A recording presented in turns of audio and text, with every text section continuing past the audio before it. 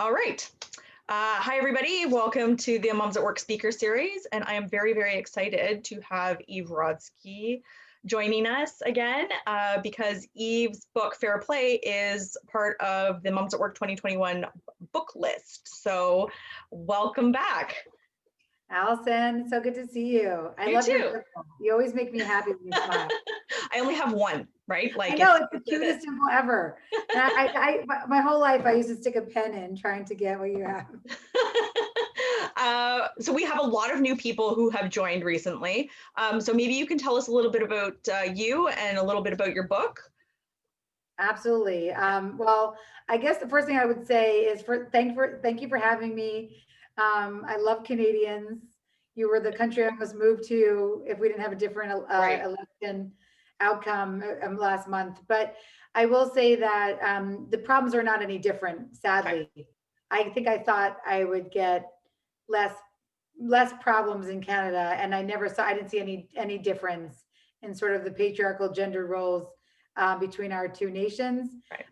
And ironically, I did not set out to be an expert at the gender division of labor.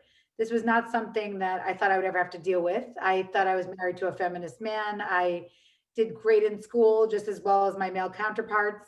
I really had nothing that showed me that my life was going to take a turn for the worse. And that's sort of why I'm so devoted to this topic. As I've said to you before, you can't make this stuff up, but my journey to this started with a text my husband Seth sent me. That text was on a fateful day after my son Ben was born, my second son Ben. Yeah. That text said, "I'm surprised you didn't get blueberries." And let's unpack that day. We can sort of picture the scene because it reminds me of the space and time continuum, the shit show that's happening to us right now. I had a diaper bag and a breast pump on the passenger seat of my car. I had gifts for a newborn baby to return in the back seat of my car. I had recently been, I say opted out in quotes because I like to use new language. I was forced out of the corporate workforce, and we'll talk about why 865,000 women were forced out in this last month alone. I had a client contract on my lap, Allison. I was marking up this contract because I'm very analog. You can see sort of all I have a lot of analog paper. Yeah, me too. I'm very paper happy. But I had a pen. I remember this pen that it would stab me in the vagina every time I would hit the brakes. And so it was like stab, right, race, stab, race. And then I was racing to get my older son, Zach, at his toddler transition program in the midst of all this chaos. He was 3 at the time. And again, because we value working parents, those programs in America, at least, they last about 7 minutes and you have to pay for them. Right. And so in the midst of all this chaos, Seth decides to send me, "I'm surprised you didn't get blueberries." And LA people, we don't pull over lightly. The fact that I pulled over, felt like the end of my life. Ironically, sometimes the darkest times for you end up being the biggest points of growth. And that is what happened to me. But as I sat there that sort of fateful 2011 day, I was still blaming myself, thinking I used to be able to manage employee teams, and now I can't even apparently manage a grocery list. And also, how did this happen to me? How had I become the default? I call in Fair Play the she-fault for literally every single household and domestic task for my family. Right. 2 things I will say about the privilege why that should not have happened to me. 1, I'm what psychologists call a parental child. I was my mother's partner with her late eviction notices, her late utility bills. She was a single mother. I had a disabled brother that I would put to sleep when she worked late. I vowed, Allison, from an early age that I would have an equal partner in life. And then I'm also a Harvard-trained mediator. I'm a lawyer that's been trained to use my voice. So the fact that I wasn't using my voice, I was sobbing on the side of the road over being the fulfiller of my husband's smoothie needs. And I was not in any better place than any of my female counterparts married to hetero cisgender men, meant that something was really wrong. And that's really that was my quest. That was 9 years ago now. It was a quest to understand what was happening to me. Right. And that's it. And that's the thing. Sometimes it just takes one moment to sort of like flip the lid. So from that, even you can see the poster on the back of her wall there, and we're talking. Oh wait, I have one here. Oh yeah, good. Like good, I've got it. Wrote this book, which is seriously a game changer. So they have lots of books that teach you how to like juggle and struggle and talk about, you know, how it's, you know, a woman's job to, you know, like my biggest problem, we've had this talk about the narrative, is always like, how can I make myself different in order to somehow improve all of this, as though this is my time management, just wake up earlier, right. exercise while you're also making dinner, like do an ass lift while you're cooking. I mean, just it goes on and on. It's too crazy. I can't even keep up with all the suggestions to make ourselves better. Right. And that's like, I sort of like hit my break moment was when I saw it, like a program for women to do exactly that, right? Like how to become a better partner, how to become a better, where I was like, yeah, no. So you started writing this book after this happened. This was a long project, right? How many people did you interview? You said, how many couples did you interview? Yeah, I mean, now we're over 1,000. It started with 200. I wanted to get to 200, but then people who know me will tell you I have a very hard time stopping interviewing. Yeah. This is a TMI example, but I recently got a colonoscopy and I didn't want anesthesia because I had terrible childbirth anesthesia problems. And so I said, I'm going to do this colonoscopy without anesthesia. None of the men believed me. And I said, I had organs taken out of my body for 3 C-sections. I will do this anesthesia without anesthesia. And so they still made me pay for the anesthesiologist because we're not Canada. Yeah. And so instead of having him do anesthesia on me, we ended up just talking about the gender division of labor for an hour while there was a scope in my ass. So I will say that I do not stop talking about this issue. And so right now, I was able to interview a lot of couples during COVID for another sort of sub survey of what's happening now. And so I would say that logged interviews were now over 1,000 men and women that mirror the US Census. Right. And so that's one of the reasons I'm a stickler for research, right? I am also a stickler for research. I advocate in similar spaces, and and some people just do these like weird one-offs where they do like poll of 20 women. I'm like, that's not a survey. That's not actual data. That doesn't count. But from this, you created something that I consider to be the polar opposite of that annoying, like juggle your life course, which is fair play. Yeah. Well, and it's much more than it's much more than just like dividing tasks up. So how did you come across this sort of like what I consider to be groundbreaking sort of ways to mix this up with your partner? How does it work? Well, it's so funny because you never know what domains that you master in your life will come back to help you. And I feel like for you, Allison, right, that as your community of women, like I will just say, like, commit to your skills because you never know what skills are going to end up helping you. In a million years, I never thought organizational psychology, organizational management would sort of help me in my next career. But that's what I do for a living. What I do for a living is I'm an advisor to families that look like the HBO show Succession. Everyone should feel bad for me. It's hard work, but what I do for those families is even the families that are the most dysfunctional, through systems, through communication, through setting boundaries around conversation, I'm able to help these families through their most complex organizational and financial decisions. And so when my life was sort of falling apart after the Blueberries day, I start to think about the fact that my job is to find win-win situations to sticky problems for families. And what would happen if I brought that discipline? What would happen if I treated my home as my most important organization with some respect and rigor? And what I realized was it is so not about, and this is why the home is dangerous. This is so not about who left the dish in the sink or who's about to take the dog out before it's taking a piss on the rug, right? We sort of die in these micro decisions and decision fatigue. But what I realized, Allison, was that there was a huge underlay, an undercurrent of patriarchy. Fair play is a love letter to women, but it became a love letter to men because the system does not serve men at all. And we'll talk about why. Right. But what I realized was that the home was presenting so small that people thought it was their problem. Well, I just have to get up an hour earlier. I'm lazy because I don't sleep in. But the personal is political. And what it came down to is how women and men value women's time. That was it.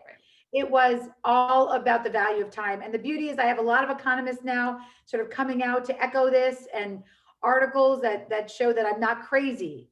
But as a society, we value men's time as diamonds. We treat women's time as sand. Men's time is finite, women's time is infinite. And as long as we have that value discrepancy over our time, it leads to really messed up results. So in the workplace, it obviously leads to a lack of pay equity, Right. Where an hour of women's time, especially if you're a woman of color and you're a mother, is about half a non-Latinx man's time. But what I felt was so depressing and hard to swallow, Allison, was that it was women devaluing their own time. And so, yes, why I don't believe in shaming women at all, and it's not us making more time for ourselves.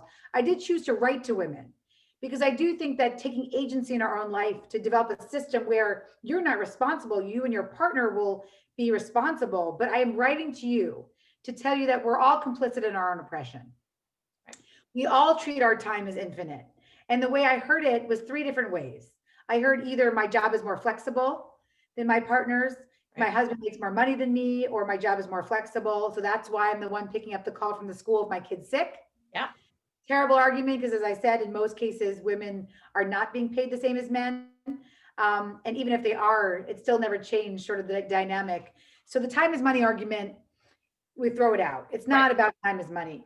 And then the other two that were more insidious were I'm wired differently for care. I'm a better multitasker. That was the one I said to myself, that I came from a single mom household. I don't need help. Having it all means doing it all. Like, I'm wired differently. You focus on one task at a time. I could do it all.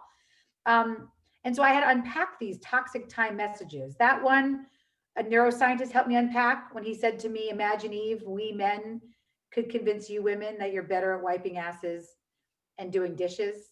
That was one of the hardest days for me to hear that. How great for my life, my tenure, my golf game. So women are not better multitaskers. But the last most insidious was when women who are very high achieving said to me, in the time it takes me to tell him, her, they what to do, I might as well do it myself. And so that is the classic devaluing of future time. Dan Ariely, my good friend who's a behavioral economist, will say that of course it makes sense to tell someone how to wipe the asses and do the dishes, because you will be doing it forever and ever and ever at the expense of your finite time. And we see it now. 865,000 women in America left the workforce, were forced out of the workforce in September. And that is because of how women's time is valued. We have a motherhood penalty. We have not shared the housework. Men are not taking over any of our housework, and most of the childcare, we do 2/3 or more of what it takes to run a home and family. And it is not sustainable anymore, especially in Earth 2.0 when we come out of COVID. Right. And so those points that you said, I have said them all to me. So I will warn people, when you read this book, you have to take it in chunks. So I got it, sent it in the mail. I was like, yeah, this is great. And like, I read the first chapter and I was like, I need to just put this down for a moment, because I'm saying those things to myself. Like, no one has told me like directly to say those things to myself, but I did the same thing. Right. And very triggering. It's very triggering. Yeah, I will say I cried. The only other day I really sobbed, besides the day my husband sent me a text that said, I'm surprised you didn't get blueberries, was in that neuroscientist's office, Allison, because I think I felt so like I was shot in the heart when he said women are not better multitaskers. And actually, you believing that has been in the interest serving not you, but men and patriarchy. It was very hard for me to digest. Right. So again, trigger warning for people, the first couple of chapters are a bit hard to get through. And it's also very, it's upsetting for many reasons. Not only are you telling yourself that thing, but I think everybody has said one of those things to themselves, especially women who work for themselves, who always have this like flexibility notion. And there's a lot of stuff going on in the world that sort of like shouts those messages at you. So once you get through the first couple chapters, then tell us sort of, what people can expect, and and also now, when I got the book, there was no cards. There's cards now. You need the cards. The cards are so fun. They're the invitation. And the good news is that fair play becomes a love letter to men. I had this one man say to me, One man said to me, "This is not the cards I expected to play in Vegas." I got a message like that before COVID.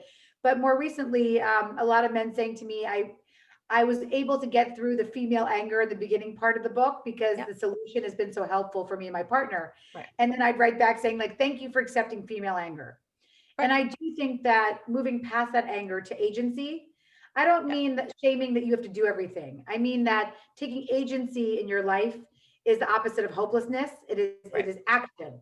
And so when you can recognize that your time is valuable, then you can start really making those changes to who does what.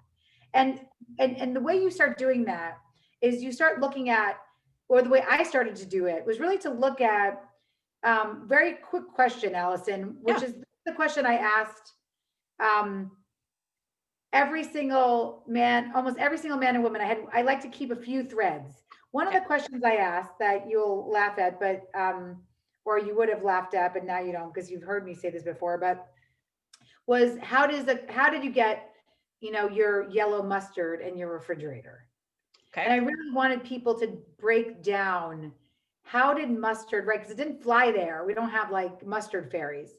And so what was so fascinating was that the process of getting mustard in your refrigerator was actually very similar to the organizational management processes that we sort of break down in the bylaws and in processes with my clients. Right. And it's this idea of intrinsic motivation comes with context and not control.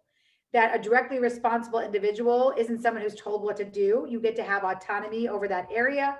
And so I start to really think about that with mustard. So inevitably I would hear, especially in hetero cisgender relationships, I would hear, "Oh, well, somebody has to know that your second son, Johnny, likes yellow mustard on his protein. Otherwise he chokes, he won't eat it." So for 7 years, we've had yellow mustard because Johnny will eat his protein if it's there.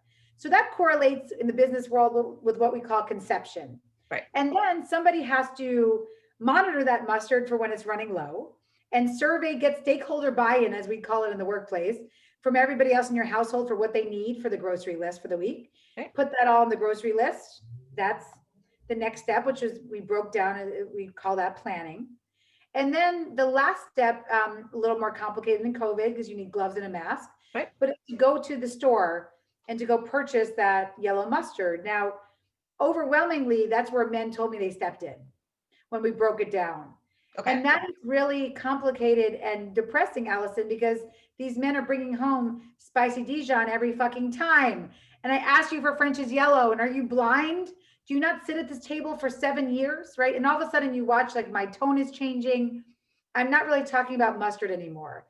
I'm talking about deeper issues of accountability and trust. And so much of that is lost over things like the glue stick that wasn't picked up in mustard. And so that's why the home is dangerous, because it presents really small, like you're fighting over blueberries. But these issues around cognitive labor are so important. The idea that we're not going to get anywhere with gender equity or any system that you may hear until you recognize your time is valuable enough not to do the cognitive labor. When you can hand over the full groceries card and say, "I have enough accountability and trust with you that you will bring home 90% of what we all say we want on that list," that's where you can start freeing up your mind. And so you can become like Virginia Woolf, an unencumbered mind. And then we can be in a place where we're in a different phase of gender equity. And so the whole sort of book, and until someone broke that down for me, and I had this moment where I was like, my moment I realized was before we had kids, it was like the toothpaste incident of 2008, right? And I'm sure my husband loves people telling me, like, I was like, we need to go see a couples therapist because, like, I can't do this anymore. I don't understand. And I was like, but we're not arguing about toothpaste or toilet paper or all of the things. And now people are going to have these little, like, things go off on the top of their heads, right? It's not about that. It's all of the pieces that go into it where it's like, but I had to figure out what kind of toothpaste you want, get the toothpaste, then I go into the bathroom and the toothpaste cap is left off. It's not about any of those things. It's about the fact that, like, I just spent probably 10 hours in the past year thinking about toothpaste, right? So that's huge. Imagine all the time you would have, and this is where my brain broke. I was like, people always ask me how I have so much time to do some stuff. And part of it because of Eve, because you have to just hand them over. Ownership mindset. Ownership mindset. Thank God for Carol Dweck, because she got people to understand, or she got our kids, and at least in America, to understand this idea of the power of yet mindset, right? Yep. The idea that you can have a mindset. I don't look, I'm not a manifesting person. I'm not telling you I'm like crazy self-help guru that says you can manifest things. No, but I do believe that the mindset for you and your partner really changes when you understand that you're moving from, I'll just help you if you tell me what to do, to I really trust you to own this. And I really do believe that is the way we've disrupted taxis with Uber. I feel like that's how we can disrupt the home. And the other good thing is that, so you can tell them how, like my kids are 9, 7, and 2, and they're all there. I have all boys. And we have started giving our kids their cards too, right? Because my 9-year-old and 7-year-old have lots of things that they can do and things that they can take ownership of. So how old are your kids? They are fair play children. They are 12 and 9, and my daughter is 4. And what my sons understand is that the gift I can give to them, what I tell them, is not a color-coded rainbow schedule of your day. The gift I can give you is self-reliance and executive function, because that's what's correlated to your success later in life. And so when you can complete a task from start to finish, it is very, very, very useful to you. I'm giving you a gift. And so that's what my sons are. Look, do I still have to say it's Sunday, it's family chores day? Yes, they're not exactly sure the concept of time yet.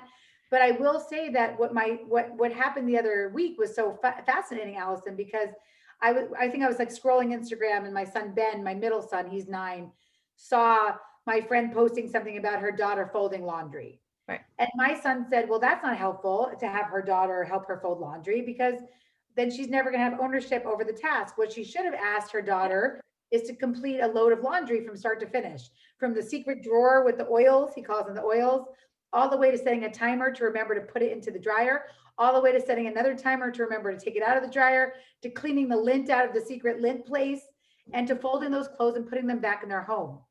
That is the actual completion of a task.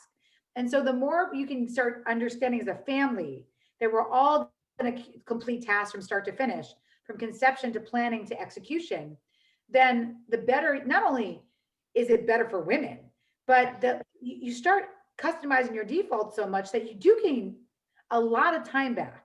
I will say that I have a lot of time, Allison, to devote to my career in this new system. Right. And I think that's really, and I think that's what I'm warning people. It takes a little bit of time to unpack. It's like that. Look at all of those pieces involved in laundry. Right. And I think about the number of times that, my kids jump in and I say, well, it's your job to fold the laundry. And then I have to check in with them. And then I tell them, I yell at them to put it away in their drawer, and like all of the steps. And then you go up sometimes and it's not even done. Like all of these things, I'm like, that's on me. Right. Yeah. That's on me that I need to. So is there like a caveat of like how difficult this is when it starts? Yes. Right? Like, do people struggle with this at the beginning? Well, I'll ask your viewers out there, have you ever struggled with a diet? Have you ever struggled with getting on an exercise routine? Never. No, I'm just showing. Yeah. The reason why I ask that is because regardless of, again, I'm a sedentary person that actually does not do those things. But if it mattered to you, right. The most important things in life, right? They are a practice. They are a practice. And so I think when we can start looking at communication as a practice, when we can start looking at this as a practice, because this is the opposite of how people are treating their home now, Allison, which is that I asked him to take out the garbage. He never did it. So I just took it on myself. Right. Wait, you asked him once and then you expected some magic bullet that he would take out garbage for the rest of your life? It doesn't work like that. Right. And I think that's the problem with lists. We've been doing lists for 100 years. So if I hear another damn person tell me to make a list, I'll throw it at them, right? But I made a list called the Should I Do spreadsheet, and I sent it to Seth, and it was 19 million megabytes. It was the most beautiful spreadsheet you ever saw in your life. And all I got from Seth was the monkey that's covering its eyes, like the sad emoji monkey when I sent in my list, right? Lists alone don't work, but systems do. And what a system is, people are so afraid of systems, Allison, but systems fail, first of all, and you just get back on and make them better. But what a system is just three things. It's a way to have explicitly defined expectations. It's a way to find fairness and transparency. And it's a way to customize your defaults so that you know your role. How great does that sound? And so the home, like even my Aunt Marion's Mahjong group has more clearly defined expectations in the home. She told me before COVID that if you don't bring snack twice to the Mahjong group, you're out. So like clearly defined expectations there, but our home, we are dying in decision fatigue. So that's really the premise of the fair play system, right? Which is a metaphor of these cards, is not that you're just going to start throwing things at people and saying, you're in charge of ornaments. I'm in charge of tidying up, right? Because then that is list-like behavior. Okay. When you're entering a system, what the cards are, the metaphor are, is the invitation. Okay. The invitation. As a mediator, I will say for you for 10 years, I love talking about conversations and communication. The number one mistake people make, Allison, when they communicate is they forget to ask for an invitation. Right. Hey, are you free right now to talk a little bit about some things that, I noticed this weekend, right? No, most of the time it's like, is the sponge in the sink? Did you log them onto Zoom? Right? We're giving feedback in the moment with terrible timing, or we're not communicating at all. Right. And so we need an invitation that can, actually, this is probably one of my children. Let's see which one this is, because maybe they'll tell you. Hello. Oh, it's you. Hi. It's the least impactful child because she's not the one who's helping in the home. I thought it was one of my sons who can tell you what it's like to have help. This is Allison. You say hi. Hi. Hi. And so that's it. So for me, it's starting them early. And then this one, do your brothers take care of you? Her brothers take care of her, because what I say to my sons, right, is that if you're going to be outside the man box, learning to wipe your sister's vagina, changing her diaper, these are all things that are really, really important, It's very important. So final sort of wrap up questions. How do you propose people start this conversation, right? Like, do you just buy the book and like leave it on the table? Like, how do you suggest people start this? It's a great question. I think the number one thing I say as a mediator, because so many of my family situations are people saying, I can't even have a conversation with my spouse, my dad, my cousin, right? Because these are all family business situations. Number one thing, as I say, is recognize your own vulnerabilities first. Okay. And so fair play is a way to help you start thinking about, okay, I use bad timing, or mine, as my husband calls me, I'm nails on a chalkboard. I use terrible tone. Okay. My friend Claudia, she found out in the quiz that is in fair play that she's a verbal assassin, that she says things in a really calm tone, like, did you think you were going to become the worst father of all time? Like, was that something that you thought of it when you were a child, right? Really, really mean. And my sons will say, oh, you're being a verbal assassin, right? The idea that we can all start recognizing our own vulnerabilities is really important. Or to recognize that when you say you don't communicate about domestic life, you are. Right. Like a woman, one of my favorite interviews was one of my first, Allison, with a woman who says, I do not communicate about domestic life. And I took her at face value and I wrote, I do not communicate about domestic life. And then she tells me every time her husband forgets to put laundry in the dryer, she dumps it on his pillow. Another woman told me that she doesn't talk about she doesn't talk about domestic life. And I found out she has an Instagram account called The Shit My Husband Doesn't Pick Up. So I think what I will say is that the most important thing is recognize you're already communicating. Right. And if you think of it as a shift and you say to your partner, you know what? I'm nails on a chalkboard. I talk to you, and emotion is high, cognition is low. And I'd love to do this in a different way. A 10-minute a night check-in. So Daddy and I, how do we do our check-in? We take a walk around the block, right? Yep. And this is Zach. This is, can you tell Allison and for our viewers who are in Canada, which is so cool, what does fair play mean to you? Well, it's a big question. Fair play.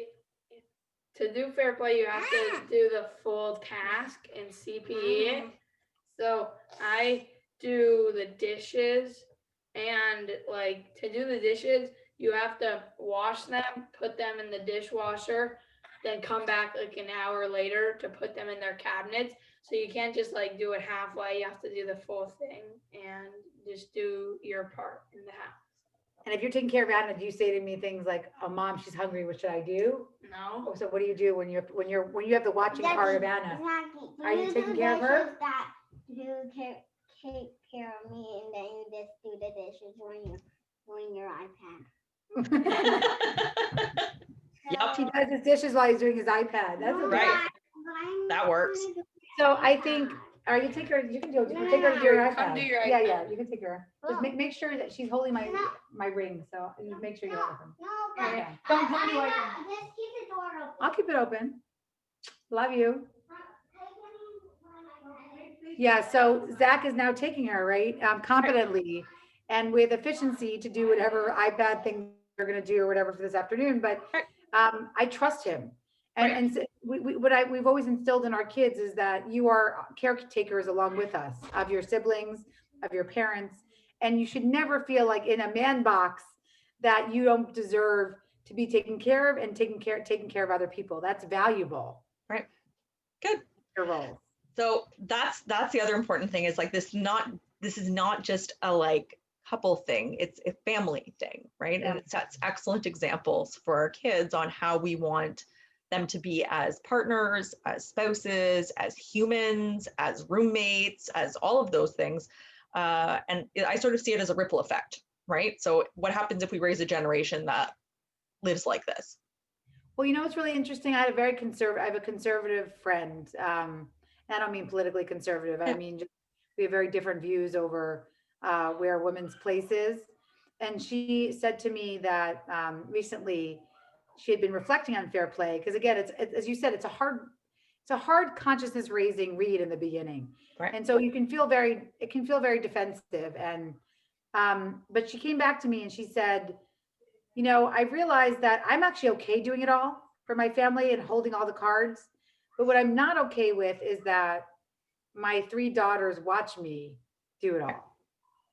And that was, I thought, a very interesting perspective, right? That there are costs to believing that having it all means doing it all. Nobody should have to hold all the cards. And we see that, especially in America, we have no social safety nets. We have no community for women and men, or even, you know, same-sex couples, single parents. We are not meant to be doing this alone. And oftentimes so many women feel isolated and they feel like they feel guilt and shame when they're failing, when, as my friend Michelle King says, it's not women that have to be fixed, it's workplaces. And so I echo that and say, it's not women that have to be fixed, it's a home. Right. And that's the sort of, you know, everybody who's watching this knows I touch on the same things because my focus is on women in the workplace, which is why I bring in Eve, because she's the expert on home life.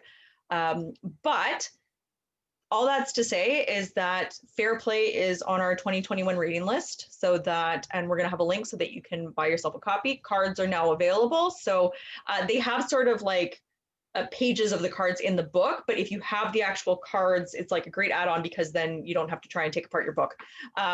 Which, right. yeah, exactly.